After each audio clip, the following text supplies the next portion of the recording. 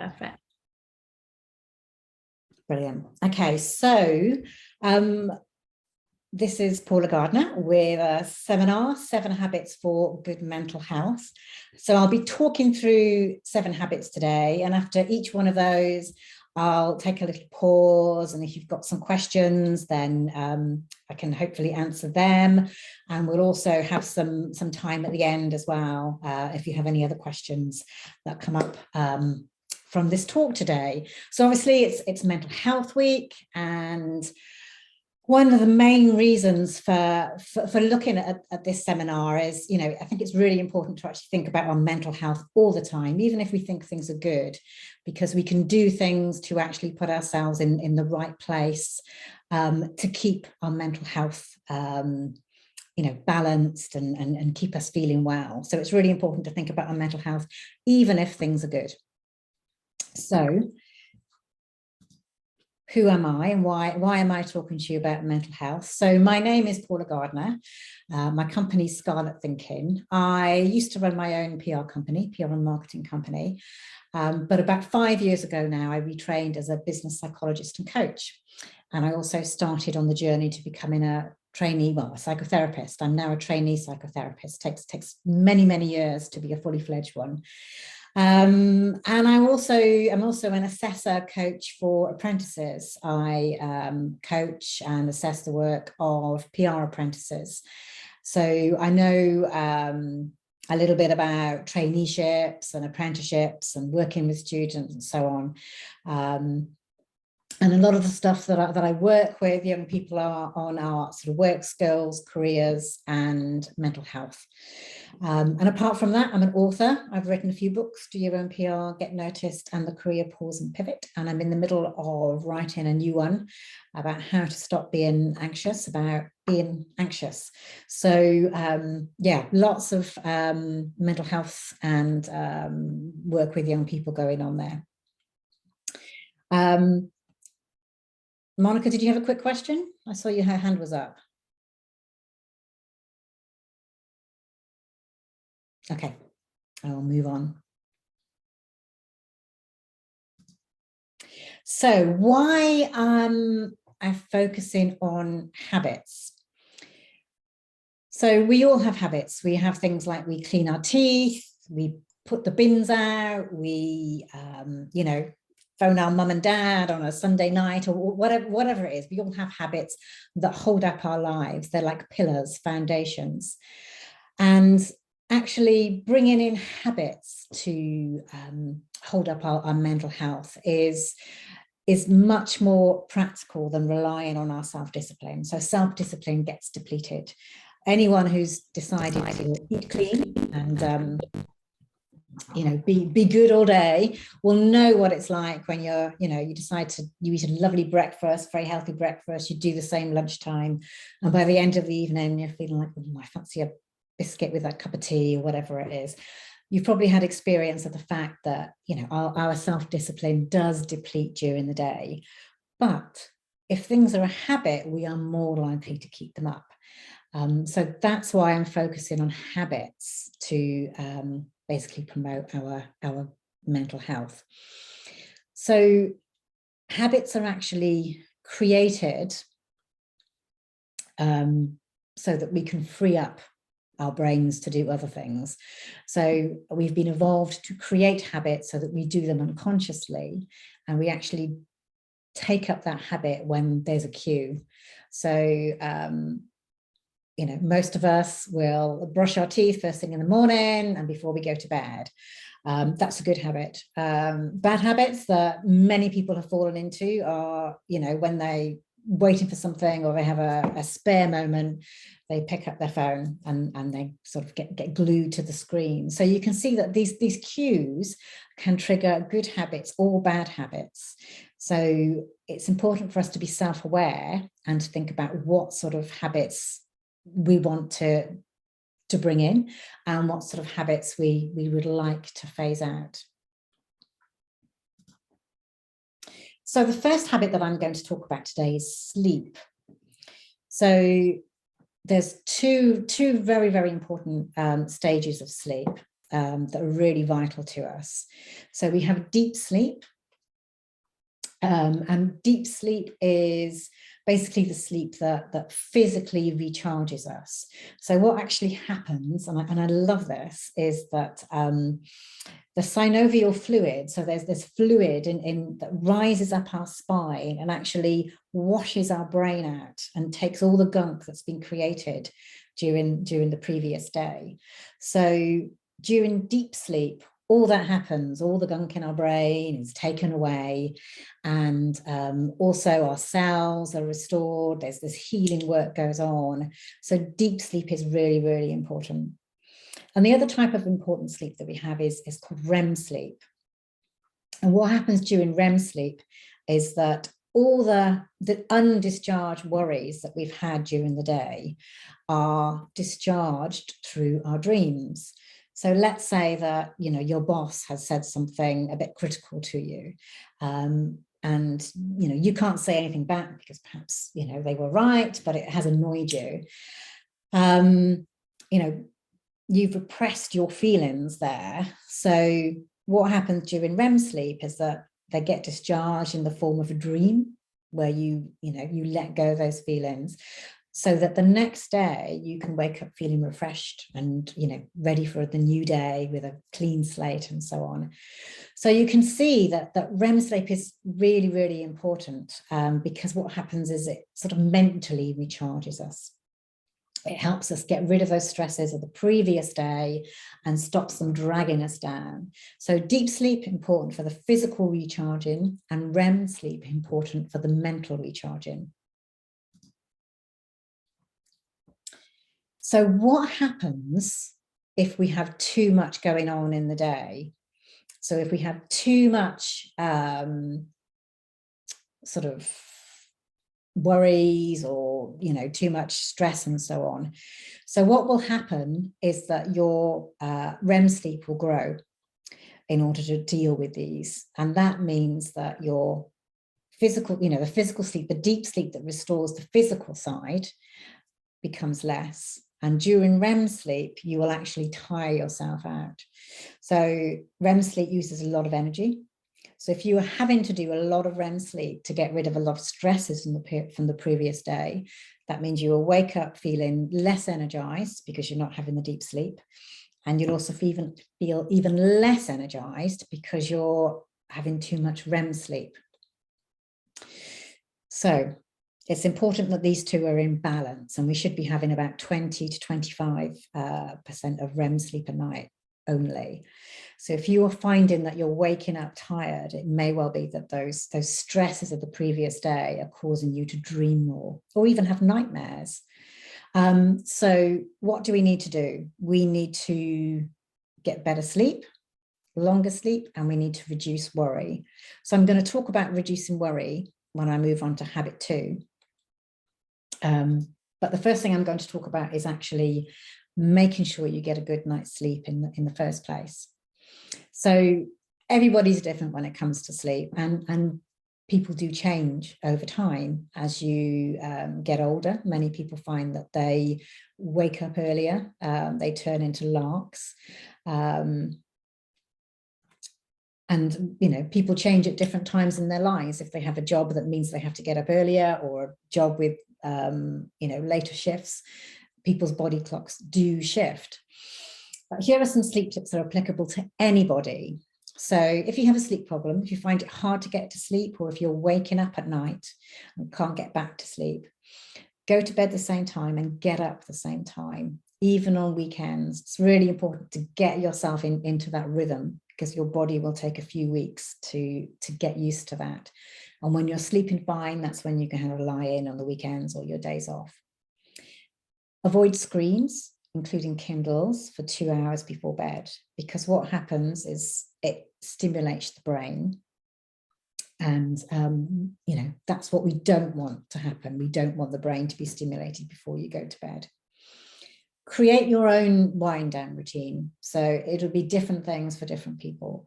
Having a bath or a warm shower, not hot one, half an hour before is a nice one for some people. It just gives your body time to lower its temperature before you actually drop off to sleep. I like listening to Audible because it feels like I'm having a story read to me. You could turn your light off a few hours before bedtime and use candles. Some people like aromatherapy or reading a book or listening to relaxing music. It's just important to find something that works well for you.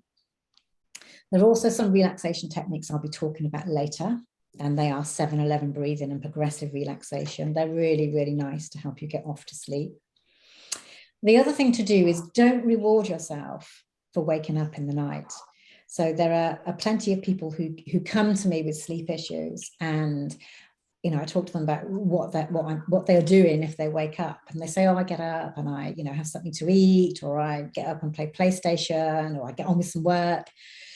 And what you're doing is you're rewarding your body for waking up. So you don't want to be lying in bed and tossing and turning and thinking, oh, I can't get to sleep, because what you don't want to do is to create the link between bed and stress. So you do want to get up if you can't get back to sleep. But the key is to do something boring. Do your tax returns, or do some admin, or do a little bit of housework, or tidying up. Do something which you will find boring. And I guarantee that, within not too long, you'll be trying to get back to bed because you'll be tired. And I know working with some trainees and apprentices, especially those working from home in their bedroom, quite often they are working in their bedroom, which is it's where they're going to bed. So what happens just psychologically is if you create a different space for the bedtime and daytime, then that helps the brain shift into bedtime mode. So it could be that they use a different throw, or they light a candle, or whatever it is, whatever would work for you. But just play around with creating a different space, even if you are in the same one. So those are some sleep tips that are that many of my clients find really useful. And it may be that, if you have sleep problems, that you have to employ them all and try them out and work out what works for you. But it really is worth concentrating on getting your sleep into a good shape, because it can impact your mental health in many, many ways. And I shall go on to talk about that. So what happens if you are worrying too much, or you've got a lot of stress going on, is that one or more innate needs not being met. So you might be worrying about feeling isolated, or worry about, your job and can you cope, or so on. So when you start to worry, what happens is you start to get emotionally aroused. The thinking part, the neocortex, or the thinking part of your brain, effectively shuts down and your amygdala takes over. So the amygdala is basically a very emotional part of your brain. And basically it triggers what we call black and white thinking. So you start thinking about all or nothing, things become, excuse me, I should have turned that off. I thought I had. Things become very black and white. You may start catastrophizing, thinking things are worse than they are. What happens then is your sleep balance is disturbed. So you wake up lacking in motivation, and then you have more to worry about because you're worried about your sleep. You're worried about feeling tired. Often then you feel like withdrawing, because you haven't got the energy to go out and see friends, or you can, it's just enough to get by with work, which again creates more worry, because then you're not seeing your friends, you're feeling isolated, and then you start worrying more, even more black and white thinking, your sleep's affected even more, and it turns out to this big circle. So there are ways which we can, break out of this circle. We can break out on the worry side, and we can break out on the sleep side and do something about it. But the danger of this circle is that the more you go around the circle, the more anxious you are likely to feel, and also the more vulnerable you will be to depression. So that's why sleep is so important to us. It's not just about, getting by and doing what everybody else does and, just getting enough. Sleep is vital for our mental health. So I would say that is a very, very key habit to think about if you have issues with your sleep. So quick stop here, quick pause. Has anybody got any questions about sleep? If you have, please unmute yourself, or there will be time at the end as well if you want to wait till then. None for me, thanks, Paula. No, all good for the moment. Well, if something occurs to anybody, then we can chat about it at the end. Okay. So habit number 2 is dealing with worries. So obviously, as I mentioned, worries impact our sleep, which can raise our anxiety levels, and it's a big factor in depression. Now, you may have heard people say to you, or you may have even said, oh, I'm a born worrier, this is what I'm like. But actually worrying is a habit. And worrying is often done by people with very good imaginations, because what worry is, it's a misuse of imagination. So what our imagination is doing is thinking about, all the things that could go wrong and worrying about them. So again, just like sleep, it is really, really important that we get our worrying under control.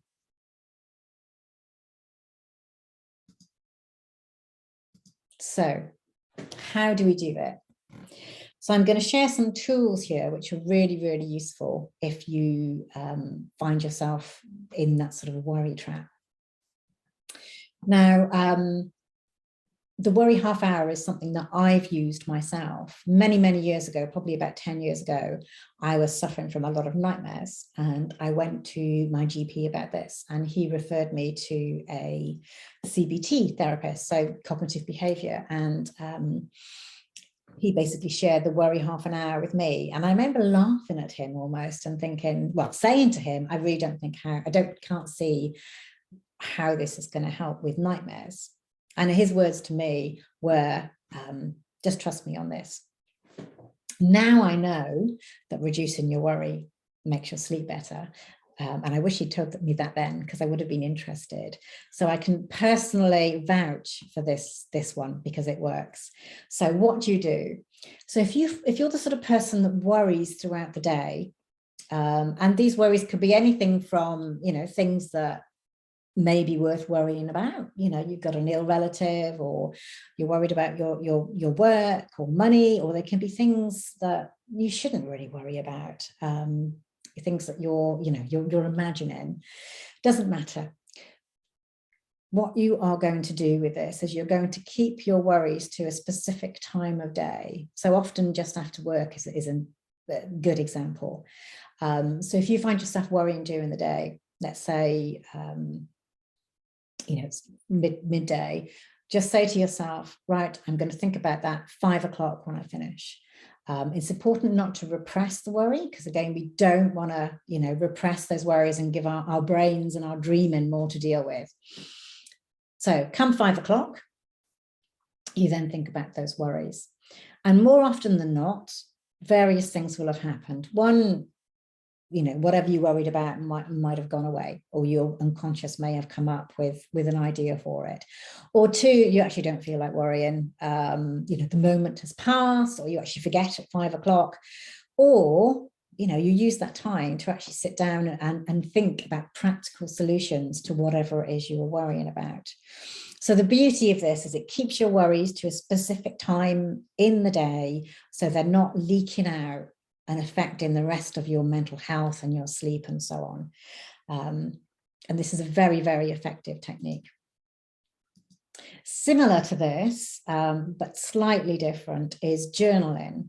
I often suggest to people to do this first thing in the morning, because it works very well then. So getting your thoughts out, it can be worries, it can be planning, it can be anything. It's almost like a brain dump, and put it in a notebook, or just scrap paper. And this is really interesting because it helps you notice patterns. So it may be that after a week of doing this, you notice that your worries and your anxieties are to do with something that's coming up in the future, or to do that with a particular colleague. And it helps give you information. And then you can do something about your worries. And I wouldn't suggest, poring over your notes and looking at them apart from at the end of that session. And it can actually be quite cathartic to just rip them up when you finish. But again, this is another really useful technique. And if you are working with if you are seeing a GP or a therapist for something like depression or so on, it may actually give them helpful information as well, because you can also notice when things are tied into perhaps like a menstrual cycle, or when you haven't slept well. So there's physical side to it as well that you can make a note of when you journal. So before we go on to habit number 3, any questions about worrying? No? All good? Great, great. It's a very pernicious habit that a lot of people don't realize they do. So again, like sleep, it's good to catch it and to work out if this is something that you need to work on. So I'm sure you knew exercise was going to be in there somewhere. So exercise has been proven in many, many experiments that it is as effective as antidepressants for warding off depression in most people. So the effectiveness of antidepressants is about 30%. So 30% of people who take antidepressants will feel a significant improvement. And it's a very similar figure for exercise. But the beauty of exercise is that it also has many, many other benefits. So obviously physical health, we need exercise. We need exercise to keep our heart, strong, and our muscles strong. It improves our strength, flexibility, and stamina. So if any of you are, working at a desk job or in front of a computer all day, it's very easy to lose your strength and flexibility. So exercise will help with that. We gain a sense of achievement. And this is vital with self-esteem. So we often forget about the side of exercise. As we progress, as we do more steps or can run longer or whatever it may be, this improves our self-esteem because we've reached certain goals. And that's really important in our lives. Also, it can be something that we do with a friend. We could walk, we can go swimming with our friends. Again, human connection is really, really important for the mental health side of things. Or we could join something like a netball team or a football team. It doesn't have to be, going off and doing, playing around the country. Just a local friendly one is fine. I've noticed in my own area, and a few other people have spotted it in various areas, things like walking football and walking netball. So, if you're not in the fittest place, there are often alternatives as well. And the other thing about exercise is it distracts us from our worries. So stops us worrying, stops us stressing, and it's also good for our sleep if we physically tire ourselves out. So as well as being good for our mental health in a very, very obvious way, it is good for many, many other sides to our health, which will impact our mental health too. So how do you go about making it easy to exercise? Because I know everyone's busy, and exercise is often one of those things that it's easy to let just fall down the list because it can be hard to fit in. So this is where it comes to bringing in as habits again, and we can use them. So the first thing, if you're not a regular exerciser, is start small. You don't have to sign up for a marathon straight away. You can commit to a 10-minute YouTube video once a day. There are so many out there: yoga, Pilates, Tai Chi, Zumba, whatever you fancy. Even press-ups and sit-ups first thing in the morning, creating your own routine. That's a good start. The other thing that you can do is to think about a type of exercise where you will get a secondary gain. So I mentioned, the friendship thing, seeing a friend for a swim, joining a club. These things are about meeting other people, but it might be actually that you spend your day with people and you want a bit of downtime.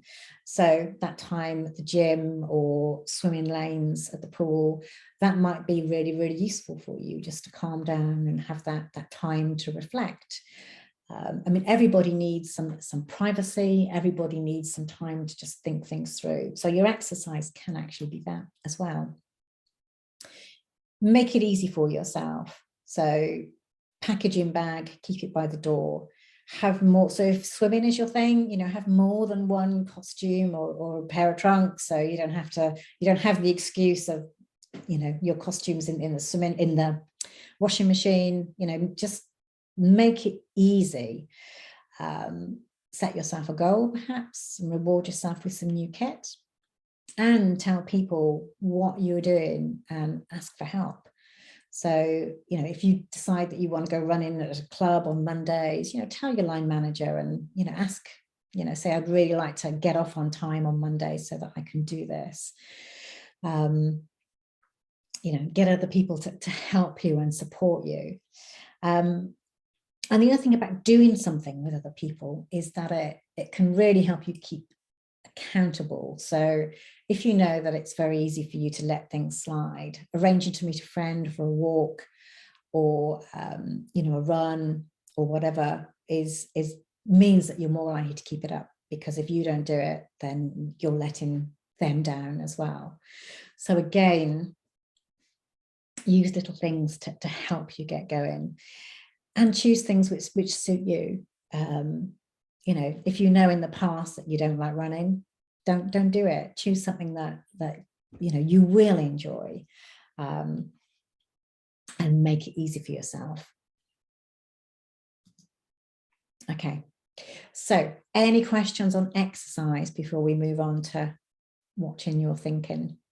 We actually had an anonymous question in before the webinar for this one, Paula, and I think you actually answered it reading the question that they've said, but just to loop back round to it. Somebody said, I'd love to make more friends, but really lack the motivation and confidence to do so. Any tips and advice would be great. And I think what you touched upon there, joining an exercise group or class, is a great starting point. Yeah. You advise people to do that? Yeah, no, definitely. I have had clients who have joined a running club, sort of a long distance running club, and actually have found that really, really helpful, because there's nothing else to do apart from talk to people when you're running. Yeah. I suppose instantly you've got an automatic sort of common ground as well with people. If you're going to the same event, club, whether it's exercise or maybe a dog club or something like that, you've got a common ground and talking point, because I think the confidence thing as well must be quite daunting, I suppose. Striking up those conversations, I suppose you've instantly got a talking point, maybe. Yeah, definitely. And I mean, I had one client who joined a Zumba class, and it wasn't particularly to make friends or anything like that, but she said that actually at the end of the session it felt like a good night out with the girls, because you were dancing for an hour, and that improved her mental health incredibly, and she really enjoyed it. Brilliant. Thank you. Yeah. So exercise can be a great way to meet people. And I've seen people on my local Facebook groups, advertising and, in one of the little local groups and saying things like, I'm not particularly fit, but I'd like to start walking. I'd be really interested if there's, if there's a, somebody who would like to partner up with me and do a daily, weekly walk or a daily walk. And, I've seen loads of replies to things like that. So that there are lots of opportunities to meet friends doing things that way. Yeah. Brilliant. Thank you. Yeah. So habit number 4 is to watch your thinking. So again, Just like I've heard people say, oh, I'm a born worrier. I've heard, I'm sure you have, people say, oh, depression runs in my family. My mum was depressed, my grandmother was depressed. So, I'm sure I'm going to be. Well, actually, despite lots of research, no genetic link to depression has ever been found. But what psychologists have discovered is that the environment that we've been brought up in can have consequences in the way that we view life. So we can pick up unhelpful ways of thinking from our family and friends. And I know this from firsthand because my name is Paula Gardner, and my dad was always ready to expect the worst, and we'd get to the airport, for instance, and if there was a long queue, we'd go, oh, Gardener's luck, or, stuck in a traffic jam, we'd go, oh, Gardener's luck again, anything bad he would ascribe to our luck. And as a teenager, that used to annoy me incredibly. But it's just one example of sort of how thinking like that can become ingrained if you don't watch it. And the three main ways of thinking that we really have to watch. So the first one is personal, second is pervasive, and third is permanent. So I'm going to go through each of those, and it's really interesting to think about where you fit on these. So the first one is personal. So personal is all about blaming ourselves or not blaming ourselves.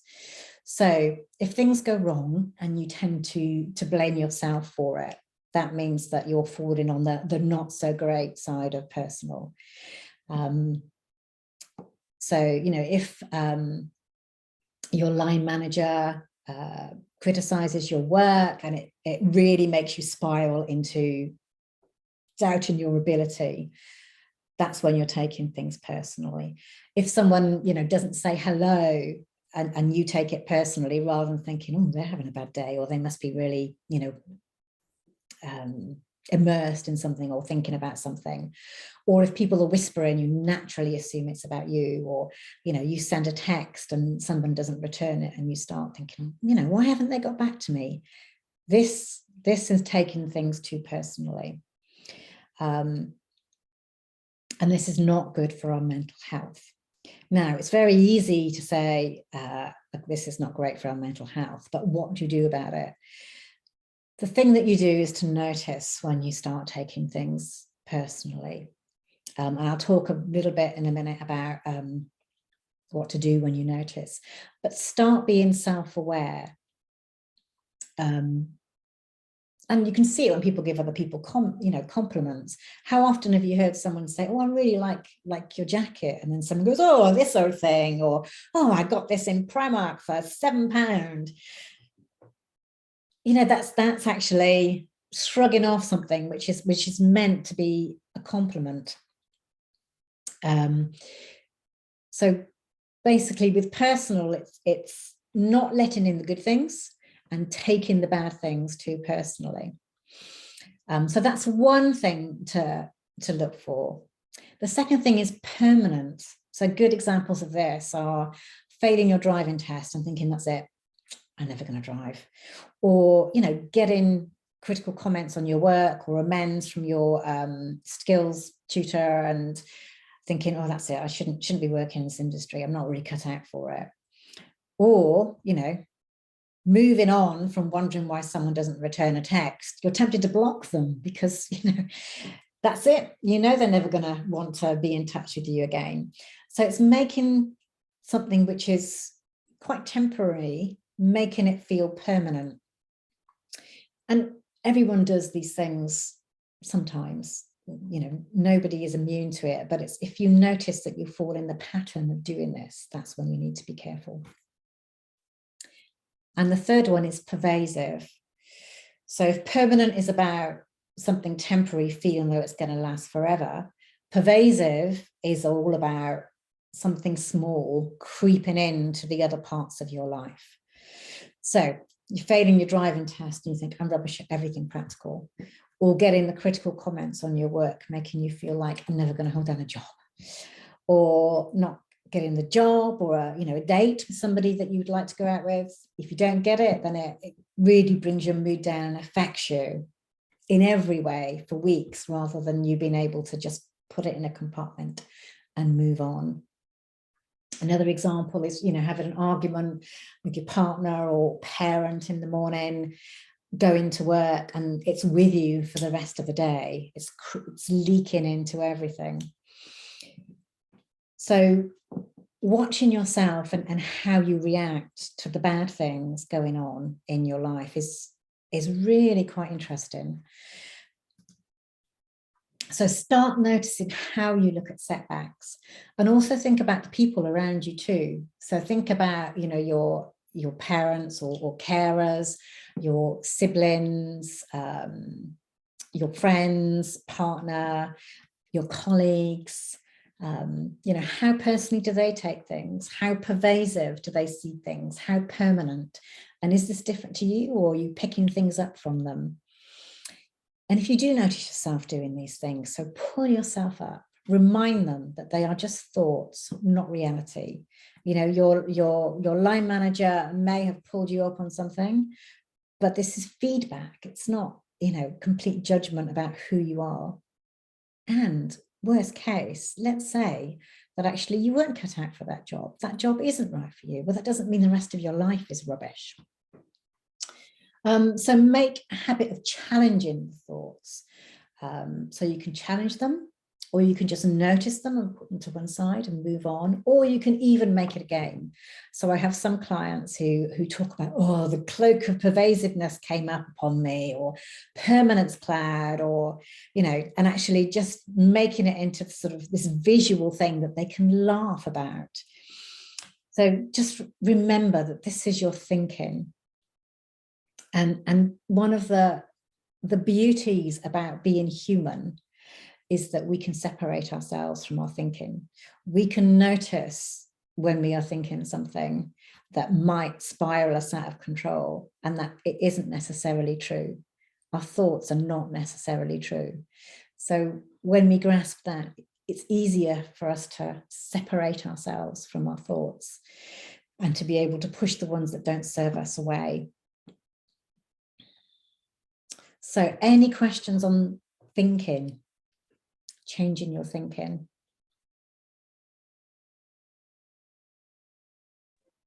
No? I've got Yeah. a question. Okay. I don't know if it can be like really related, but what if you overthink, or if you ruminate all the time? So yeah. So the rumination is very, very common. So first of all, I say it's a very normal thing to do. And in itself, it's a habit. So the best thing for that is one of the techniques I talked about earlier. So the worry window. So notice when you're ruminating and say, right, I'm going to ruminate at 4 o'clock. And, allow yourself that time to do it then. Or the journaling, sort of getting it out. And that physical, hand to eye to pen coordination, there's a physical reaction which occurs in our brain, which helps us with the rumination. It is literally like dumping some of our thoughts on the paper. And it may feel weird at first, because you may be writing things like, I forgot to take chicken out of the freezer, or, just silly things like that. But once you get through that, then you notice things coming out. So those things are 2 really, really useful tools that really help with rumination. Thank you. Yeah. And I would suggest sort of having a go at them and seeing what you feel. And you might need to try them for a little while before they really start embedding, but they are really, really useful. Thank you. So habit number 5 is watching your screen time. So we all know screen time's not great for us. It gives us neck strain. There's sort of dowager's hump that people get from being sort of humped over their phone or the laptop. Strains our eyes, affects our sleep, posture, drains away our time. It takes our attention from other people. We're always on, our brains are always reacting to this flickering.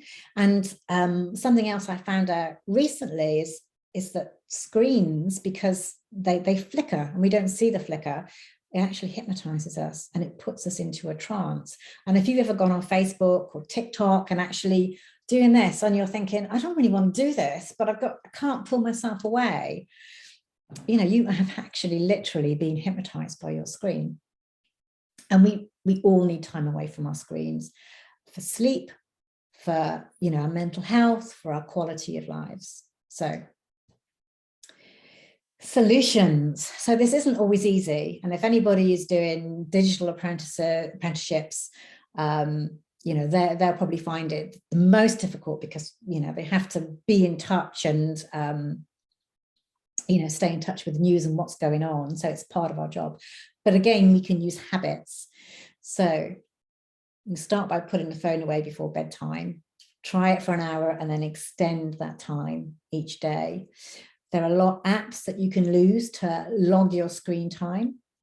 So my partner's daughter came to stay with us in the Easter holidays, and she was, you know, a bit worried about her screen time, and she found this app and she was flabbergasted to find out she spent 15 hours on her phone every day without even noticing.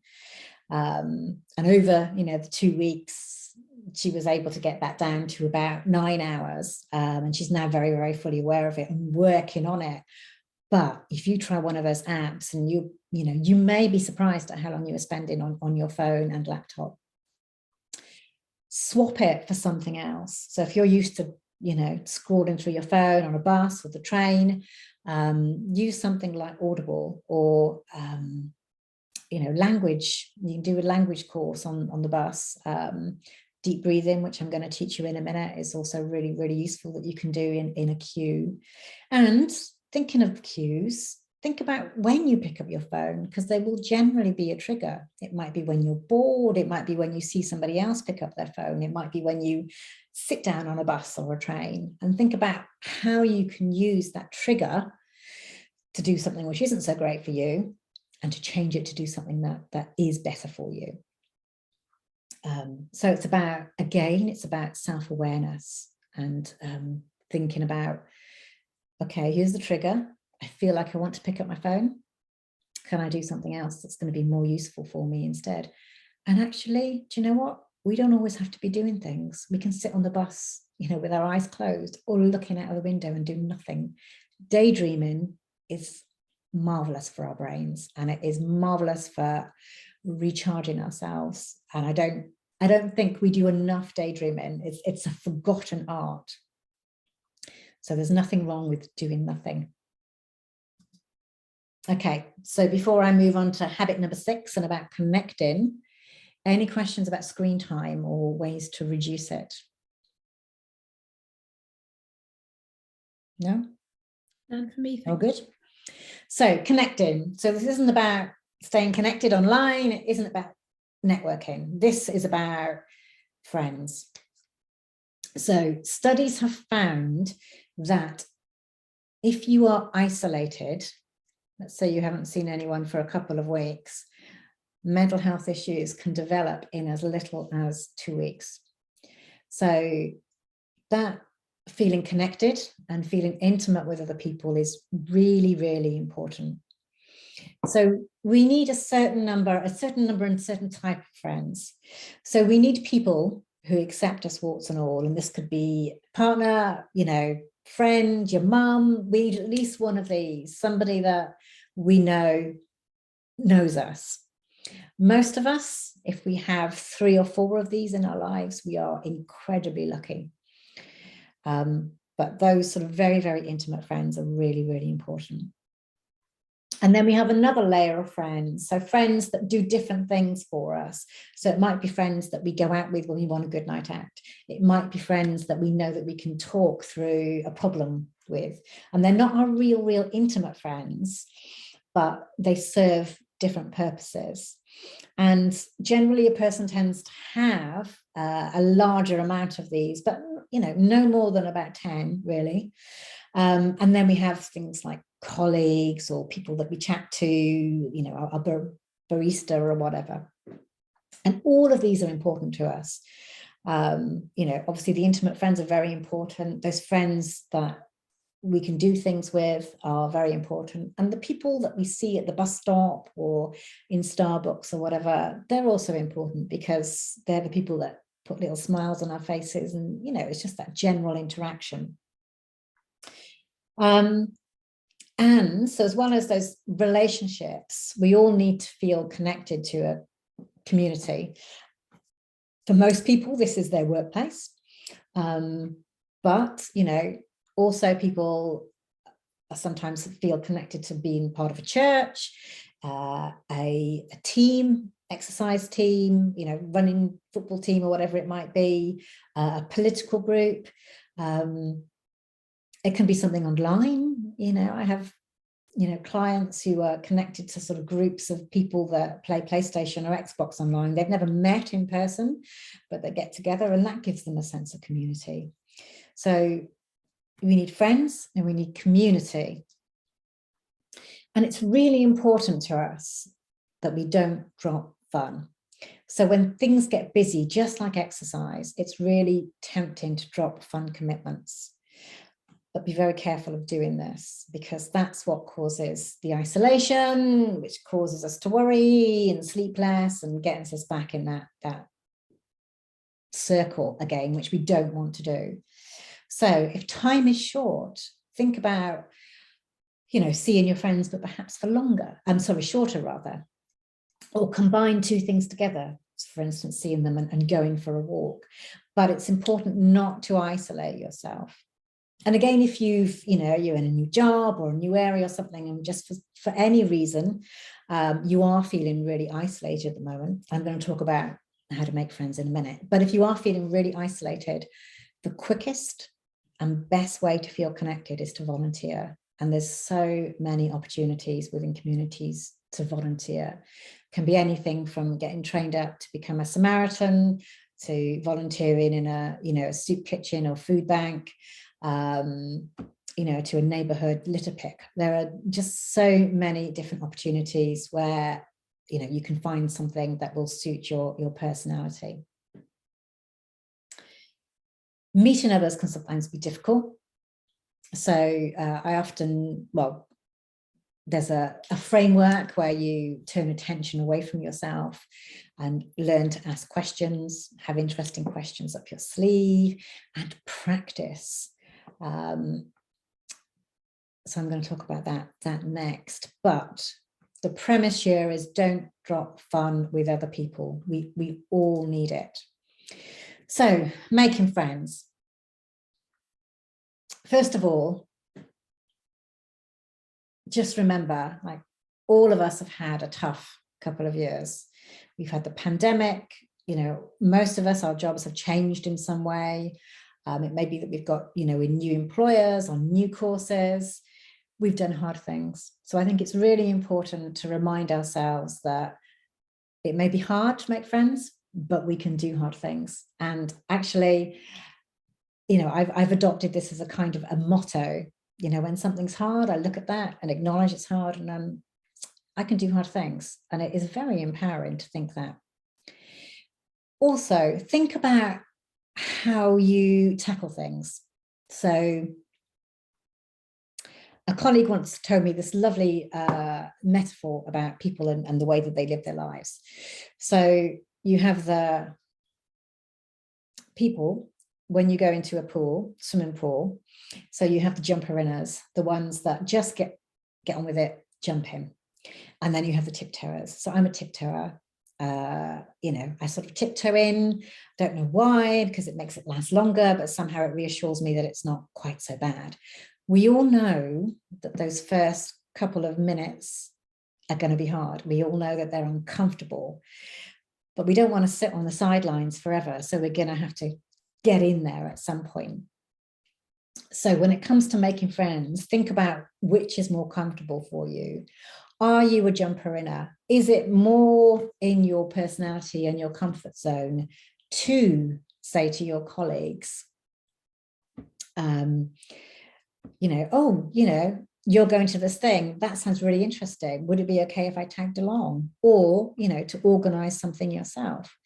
Or are you a tiptoer? And would it be more, you know, within your comfort zone to actually find somebody, you know, one of your colleagues, start chatting to them separately and, you know, approach the idea that way of going out at some point, either with themselves or creating something as part of a group.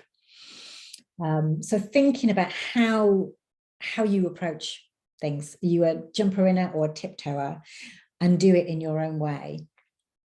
And organizing something yourself is a wonderful way to do things. One, it gives you something to do. You're not going to be distracted by the feelings, because you're going to get on and organize things. And two, you know, it's setting up the perception of yourself as a bit of mover and shaker, someone who gets things done, which always feels good. Another thing is to ask questions. So I mentioned that previously. And actually, I noticed this very obviously with my son. So my son is the type of person that has, you know, one or two close friends, very loyal friends, and you can just see they're going to be friends for life. But when he went off to uni, obviously he left those friends, and he had a whole year where he didn't make friends. And we had a conversation of this towards that year, because it's so bad that he was thinking of dropping out. He wasn't, you know, really wasn't happy. And I noticed that he is the sort of person that bonds through doing things. He's a film fan, he bonds through talking about films, and he bonds from talking about playing certain PlayStation games. And he doesn't really ask people questions about themselves.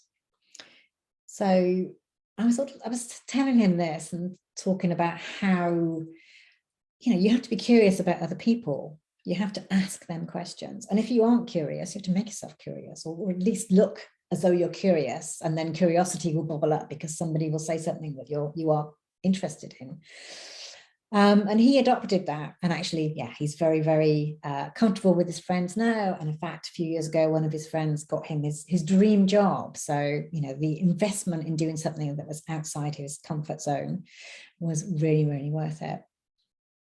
Another thing that is really useful for making friends is to read up on the sort of things people talk about. At the moment, I've noticed it's, you know, the Johnny Depp Amber Heard court case, for instance. If you've got an opinion on that, somebody else will always chime in. There will always be things going on in the news and social media that you can talk about. And, you know, if you are shy and don't feel comfortable talking about yourself, these are the things that you can easily form an opinion on or talk about, or ask people, what do they think about? And finally, sometimes we can tie ourselves in knots. We can think about, oh, what if I suggest this and they say no, or, you know, that sort of thing. There are always more people. There are always more people in the world. There are people in the running clubs, or a netball team, or, you know, a local Warhammer group, or, you know, local Facebook groups. There will always be more people that you can approach. You will never run out of possible friends. And I think it's really empowering to look at it that way too. So any questions about the friends and making friends, or the isolation side of things? We actually had two anonymous ones on that, but I'm reading what they've sent again. I feel like you've really answered the question for them. I'll just read them out just in case there's anything else that you want to mention off the back of it. The first one being, during lockdown, I made quite a few friends online. I live alone, so this was a real lifeline for me, preventing me from being lonely.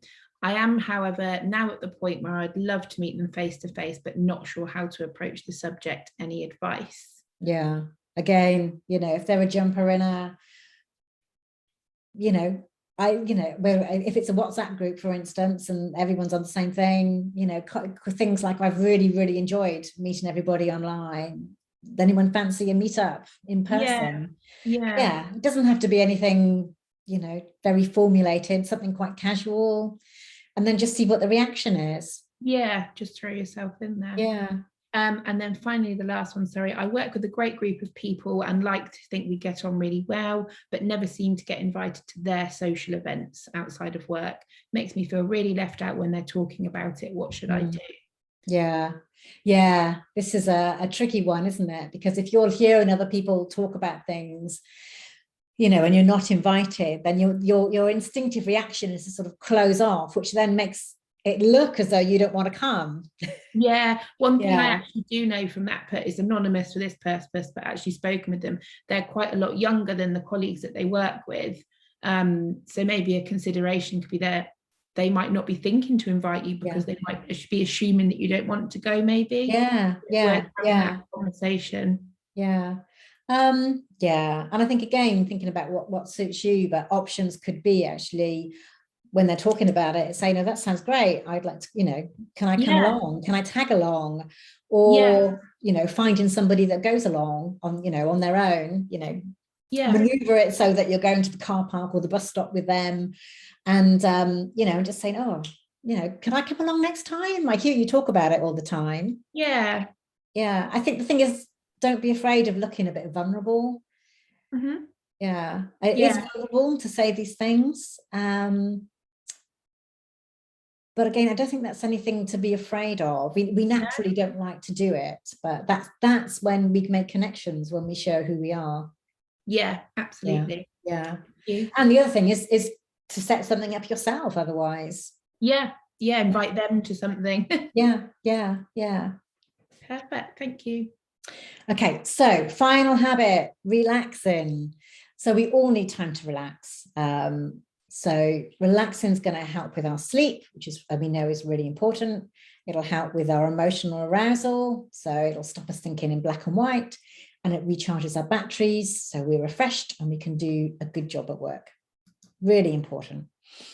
So how to relax?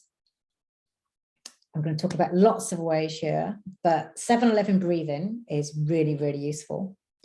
And in short, you breathe in deeply to a count of 7, or whatever you can manage. It might be less at first. What you want to do is you want to make sure that your tummy lifts, not your shoulders. So you're breathing right into your abdomen, and then you breathe out to a count of 11, or whatever it is that you can manage. But it's really important that the out breath should be longer than the in breath. So if you are feeling stressed, you can do 7-11, and it will calm you down. Basically, what happens is it triggers the parasympathetic nervous system, which is all about relaxing ourselves. So most of the day, we're in our sympathetic nervous system, which is about action and doing things. And our parasympathetic nervous system is about getting us relaxed. So by doing this breathing technique, we're going to get ourselves into that parasympathetic nervous system. Also, if you suffer from panic attacks, learning how to do this is really, really useful, because it can often stop a panic attack in its tracks. So it's a very, very useful technique for that, and is actually taught for panic attacks. Now, the really important thing is, don't just wait until you are feeling stressful or you can feel a panic attack come on. Practice this throughout the day, so it'll make you feel calmer throughout the day. And again, thinking about habits and cues, when just before you clean your teeth, for instance, do 2 or 3 7-11 breaths. When you're waiting at the bus stop, you can do it. When you get up to go to the loo and close that cubicle door or whatever, you can do it then. So think about times when you can bring it into the day. Likewise, progressive relaxation. You would tense your body up like that, and then let go, and then feel the tension melt away. And then you can focus on your feet, feeling them get heavier, and then feel that feeling move up to your calves and your thighs and so on. And this is a really nice one to do to help you get off to sleep. So if you do it in bed, last thing at night, it can just help you relax and get off to sleep. Meditation and mindfulness. So just like exercise has proven to be as effective as antidepressants. So if you do exercise and meditation and mindfulness, then you are really, really smashing it. It can be called meditation, it can be called mindfulness, whichever one works for you. And there are various apps. There's Insight Timer, Calm, Headspace. All these 3, they all have a free version and a paid for version. And even the free version is enough for you enough to help. And Insight Timer is something which I've been using for about 5 years now, and I love it. You can go on shamanic journeys, you can listen to binaural rhythms and so on, or just straightforward meditations. It is lovely. And in 7 years, I'm still on the free version, and there is so much on there. And there's a website called Medito as well, which is set up to help people learn how to meditate. Being out in nature is obviously very, very good for us. We all know that. It doesn't have to be on a mountain or the sea, just being in a park can help. So combining your exercise, walking, running with being out in nature will get a double hit. And again, bringing plants into your office or, where you work is, again, really, really useful. And also active relaxation. So it's not all about sitting down and chilling. So active relaxation is actually even more restorative. So thinking like meeting friends and doing something, hobbies, playing a board game, painting or drawing, even baking cakes and volunteering, doing something that you enjoy is really, really important when it comes to relaxing. And if we're in the sort of flow and we forget that, time is going past, then that is actually a state of mind called flow. And again, that is really, really helpful for us mentally, produces lots of feel-good endorphins, replenishes our brain, very, very good for calming us down. So what should we do next? I've gone through 7 habits. So you're not going to instill all of these at once, and that will be just too stressful to even try. So choose 1 or 2 habits to work on. It might be sleep, it might be worry, it might be exercise, and build those into your life. Ask the people around you for support. So if sleep is an issue and your friends or your partner just every night just goes, oh, just 1 more episode, can we just do 1 more episode, and you're finding that you're staying up till 1 in the morning watching Netflix, then just tell them, say, look, I really need to go to bed and I need your support on this. Look for triggers that, times in your day-to-day routine that will cue you to do your 7-11 breathing. Set an alarm if you have to. Notice what your achievements are, and also tell people about it, and notice behaviors rub off on other people. You wouldn't believe, how often I've had clients say, oh, I told my friend I wanted to do more exercise, and rather than going out with them and having a Prosecco night, we now go for a walk for 2 hours on Sunday morning, and we both feel so much better. You will often find people who want to do the same thing, and you can support each other. So 1 or 2 habits at a time, and bring in more as you go along.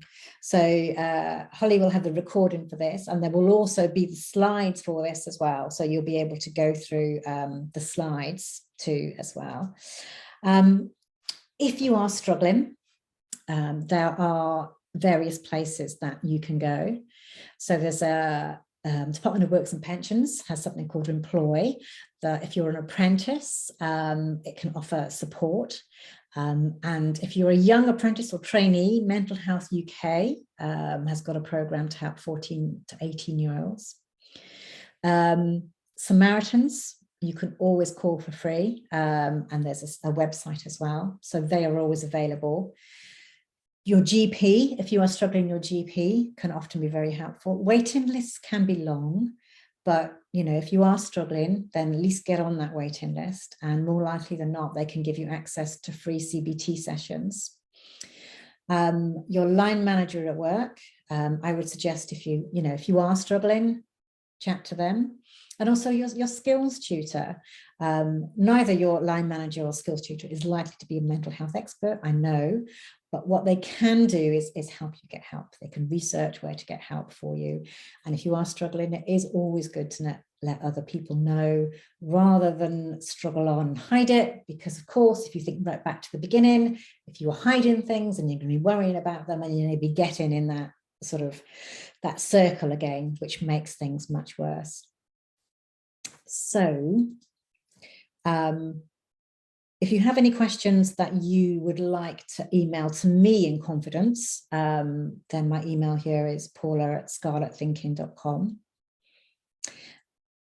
But if you have any questions from any of the slides or anything I've talked about today, then this is your opportunity to ask. Hi, Paula. My name's Anna. Hi. I would just like you to reiterate the difference between pervasive thinking and permanent thinking. Okay. So permanent thinking is when something happens, something bad happens, and you feel like it's gonna last forever, or its implications are forever. Okay. So a friend of mine went through a really bad breakup with her ex-partner, and she basically felt that like she was never going to have another relationship. That would be it. So it's when you're in a bad space at the moment and you can see yourself being in that space for the rest of your life, which, as we know, looking at it logically, is not true. And pervasive is when you let one thing influence the whole of your life, or it creeps into the whole of your life. So like a ripple effect. Yes, yes. So a bad day at work can start to influence, your relationship at home, for instance. You bring it home and it starts, you might start to get irritable with other people, and if you're down about something at work, then it makes you feel down about the rest of your life. Yeah. Okay, cool. So like a ripple effect with the pervasive thing and more of a shut off with the permanent. Yes. That's a good way of explaining. Thank you. Yeah, that's helped me. Yeah. Anything else from anybody?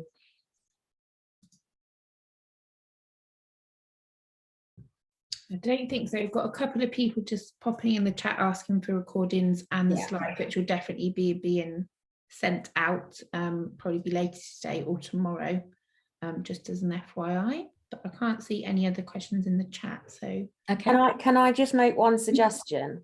Of course. Because I'm a jumper in a chatty person. And I think with a lot of the things of making friends and that sort of thing, I'm the sort of person, I'll chat to anyone about anything. So I think you need to find one of me, whoever. Quite seriously, I'm easy to find. I'm there chatting to people, whoever they are. Yeah. And people like me notice people. So just stand near them and they'll invite you into the conversation if you're not confident, because my other half is completely the opposite to me. He's very quiet, very anxious about social things. But I naturally pull people in who are quiet and chat, and so much so that some of my best friends, I've been really surprised to find out they're introverts, but they're used to chatting to me. So they're not introverted with me.